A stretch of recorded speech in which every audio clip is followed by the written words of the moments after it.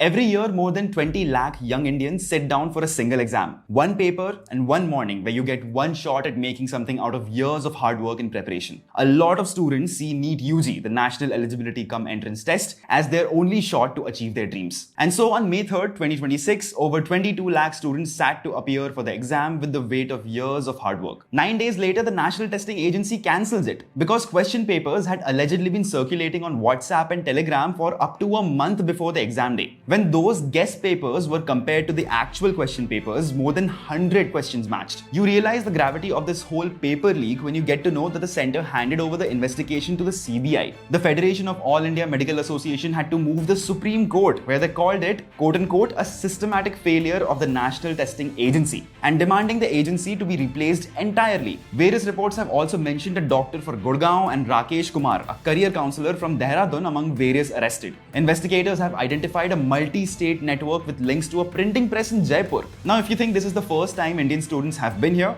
it isn't. Not by a long way. Cast your mind back to 2015. The Vyapam scam in Madhya Pradesh, medical admissions, government jobs, fake candidates, and investigation that was so vast, it eventually led to the quashing of 634 fraudulently obtained medical degrees when the Supreme Court delivered its 83-page judgment, and that was 2 years after the exam. Then the West Bengal SSC recruitment scam, where the Enforcement Directorate seized over 50 crore rupees in cash. A paper leak that had turned public employment into a black market also resulted in the arrest of Partha Chatterjee of TMC. And then NEET 2024. Just 2 years ago, reports were coming out with historic number of students to score 100% marks in NEET. The then Chief Justice of India, D.Y. Chandrachud, confirmed from the Supreme Court bench that there was an admitted paper leak at centers in Patna and Hazaribagh. Let us not be in self-denial because everyone knows there was a paper leak, he had said. At a single exam center in Godhra, Gujarat, at least 16 students from Odisha, Jharkhand and Karnataka had each reportedly paid 10 lakh rupees to a teacher who offered to solve the paper. The CBI charge sheeted 13 accused. And yet on July 23rd, 2024, the Supreme Court refused to cancel the exam. Their ruling, as it was reported by LiveLaw, was clear.